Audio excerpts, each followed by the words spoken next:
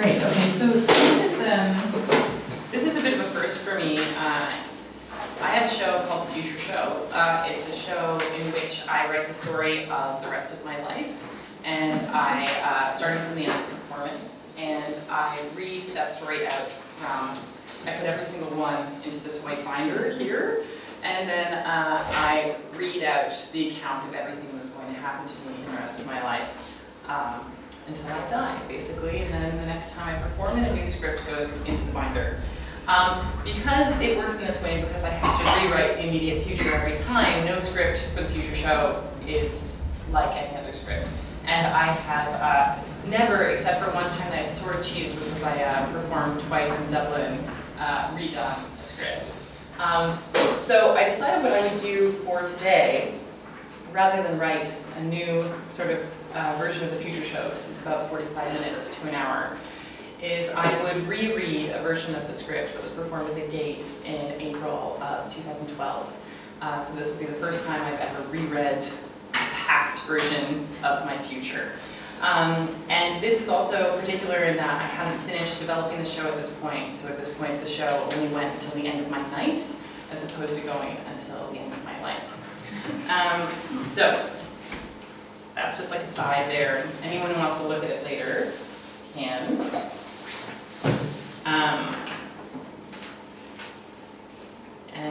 Yeah, let's go back to the future. Come on, that was amazing. Okay.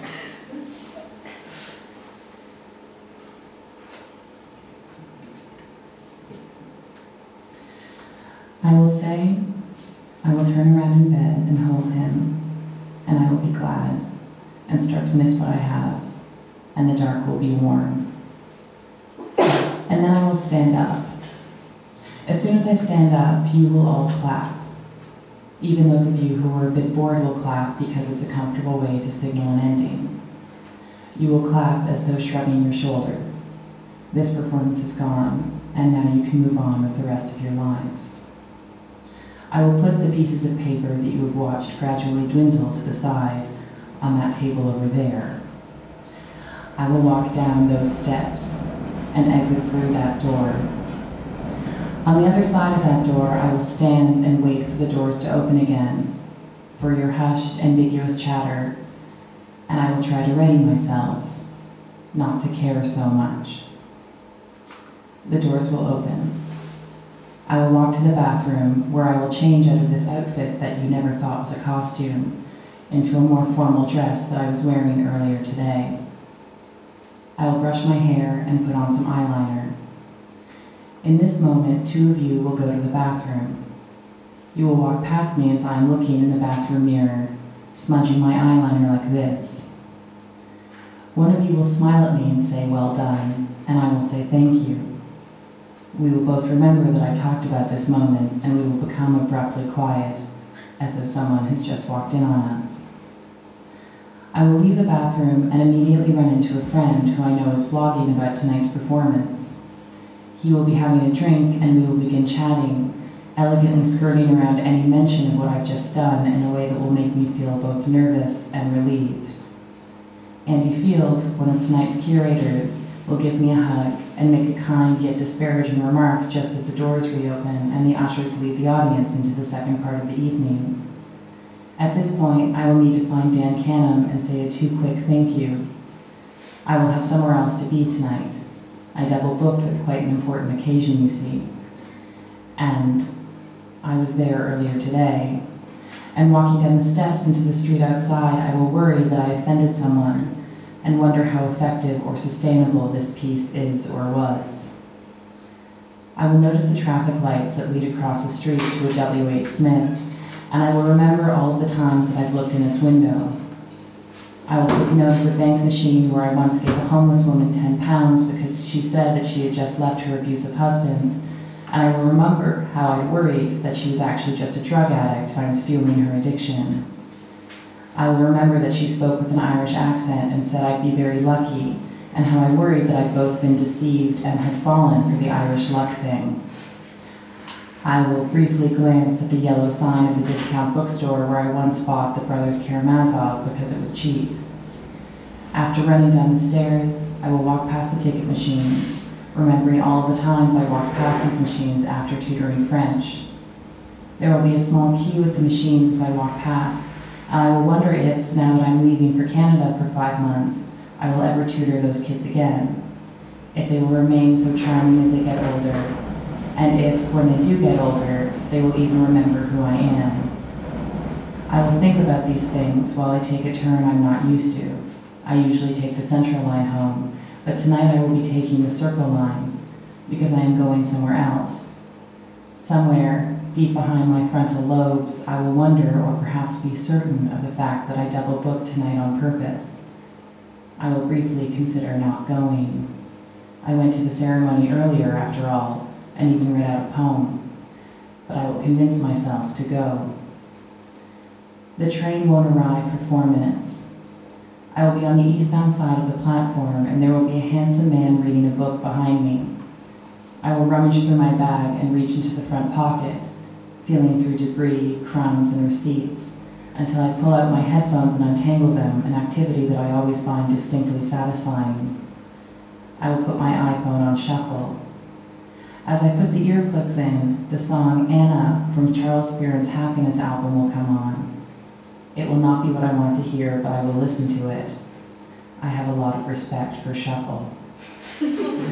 I will take a seat on the tube, next to an old man with a plastic Tesco bag and a young veiled woman with a lot of eyeliner on who's playing a game on her BlackBerry.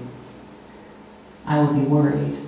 A silent ache somewhere near the back of my mind. I will lean forward, count the stops to Farringdon, and imagine the route I will take once I arrive to the venue. I've never been to this bar before, but I will plan on using my map app when I get out of the station. I will look at my phone and anticipate the text that will probably appear from my fiancé once my phone gets service again. I will hope his speech went well, but I will also know that I don't want to hear about it at all. When the song finishes, it will begin again, as though on repeat. I will have done something to shuffle by accident. I will stop the iPod and sit. I will sit and I will let my mind go on its usual tube wander. I will wonder if the reason we feel more dead on the tube is because we are underground. I will evaluate every basement or instance I've had of being underground and wonder if there is any correlation between those instances and feeling dead. I will decide that the further underground you are, the more dead you feel. And then I will decide that accordingly, the further up you are, if you are on a mountain, for example, the more alive you feel. I will like this idea, that life is somehow related to altitude. And then I will think about planes, and I will remember that on Monday I am taking a plane, and I will become nervous. But I will try to assuage that nervousness by reminding myself that in the plane I will be at my most alive, which is probably why I cry so easily during films on planes. We will be one stop from Farringdon. I will put my iPhone back in my bag, and I will hope that I don't look too tired to be at Michael's wedding. When I get out of the tube, there will be one text from my fiancé. The speech went well, where are you? Instead of replying, I will put the address of the venue into my Google Maps app. I will begin to follow the little blue dot as though it was a homing device. It will lead me to the bar. There will be a chalk sign that reads Michael and Siobhan's wedding upstairs. I will follow the sign and walk up the stairs, which will be plastered with pictures of Hollywood stars from the 50s. I will walk, and somewhere at the very back of the dull ache, I will feel apprehensive. Up at the front of my brain, I will worry that my eyeliner may be smudged after the tube ride. I will walk through the door and see my fiancé in a conversation with Alex. I will remember Alex from 10 years ago in Paris, Alex from 6 years ago in Edinburgh, and this Alex. I will be surprised that we've never been too close, but I've known Alex in so many places. Before I have a chance to go over to them, I will run into Edward. We will hug, and he will be wearing a very nice suit, not unlike the suit that Daniel Day-Lewis wore at the Oscars. I will take note of how much more fashionable Edward has become since he began dating Rose, and wonder where he gets the money to dress so well. He will begin by telling me about my fiancé's speech. He will say, I can't believe you missed it, and I will say, yes, I know I accidentally double booked with a gig. He will ask how the gig went. I will say fine, although it's always hard to tell with these things. His look will seem accusatory or surprised that I double-book something like this, but I will wonder if I'm projecting. Edward will say, his speech was really great, short but sweet. Michael cried. I will be glad. But I will also wonder if Edward knows how we know Michael. I will be angry that nobody ever seems to remember how we know Michael. I will remember the time that my fiancé practiced his speech in front of me, and when he spoke about the first time he met Michael and what he thought of him, I became so upset that I had to leave the room, because I did not like his necessary omissions. I will feel like the only keeper of the past. These thoughts will be a feeling that is long-winded to describe, but will come over me very suddenly and be pushed down just as suddenly. At bottom, I will be very proud of my fiancé for doing such a good job on the speech. I will be relieved that I didn't have to be there to watch it. Edward will buy me a drink. I will see Siobhan, who will look stunning in a blue dress from the 1930s. I will be glad to see her. We will hug. I will ask how the speeches went, and she will tell me they were wonderful. His speech was really sweet, she will say. Michael cried. She will be a little drunk, and she will tell me how glad she is that we're a part of their lives and how much it meant to Michael to have my fiancé there. I will say I'm glad. I will apologize profusely for having double-booked and missed the dinner and the speeches, and she will say, it's okay, I did a great job on my reading at the ceremony. I will hate the feeling that lately I've been disappointing people. I will wonder if this is what always happens when you're getting ready to leave somewhere.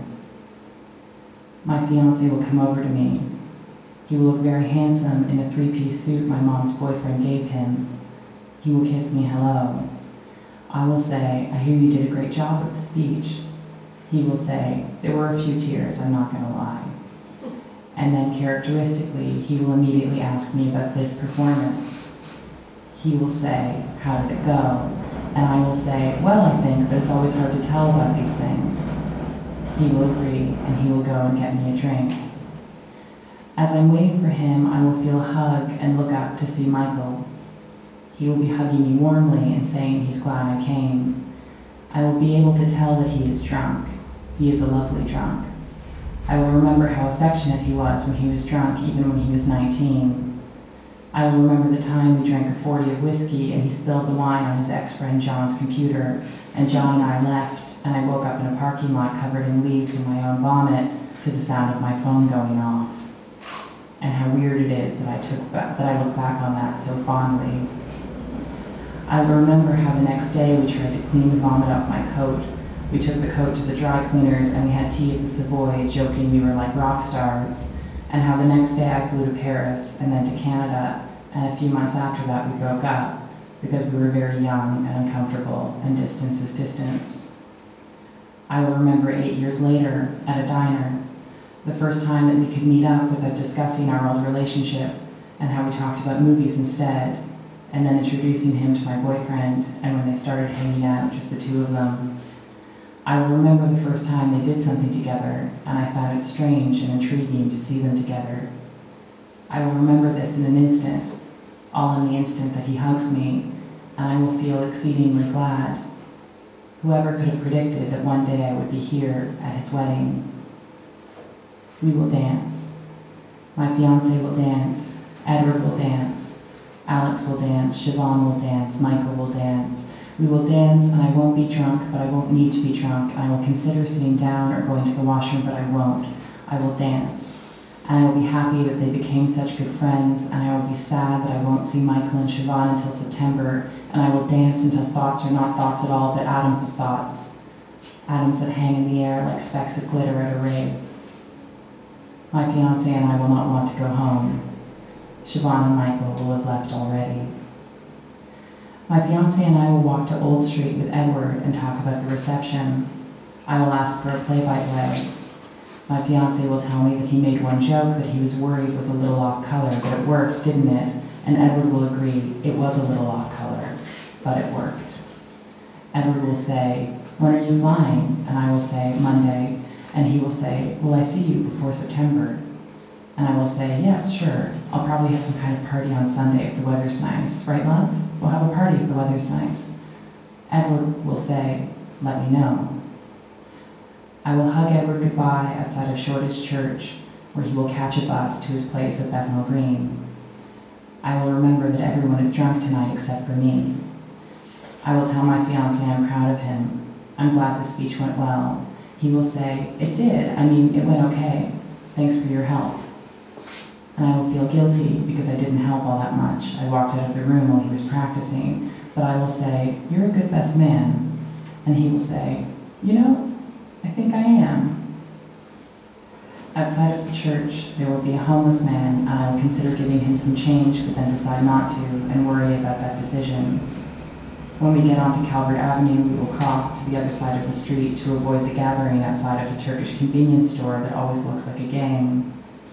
I will remember a 23-year-old man once got stabbed there, out of nowhere, and I'd worried all day that it was him, because back when that happened, we were 23. We will turn onto Club Row, pass another group outside of the community center at the corner of Old Nickel Street, walk by and walk up to our door. I will put my black tag to the door and it will buzz us in. My fiancé will get out of the way for me so I can jump up the first flight of stairs before the door slams shut, just as I always do when we come in. "You're so funny," he'll say. "It's just a game," I'll say. By then I will have already forgotten whatever bet I made against the steps this time, but I will be glad that I won. I will run up the last few steps, noticing the crack on the top step of the third flight, the two doors facing each other, 29, and finally our door. I will make a mental note that I need to recycle the boxes that have been in front of our door for several months now, at least before I go to North America on Monday. My fiancé will take off his suit. I will brush my teeth. We will watch an episode of Community. In the dark, I will say a prayer facing the window. In my hand, I will say, "God bless all my friends and relations to see some living, thanks be to God, amen," even though I'm not religious or anything like that. And then I will cross myself, even though I'm not Catholic or anything like that.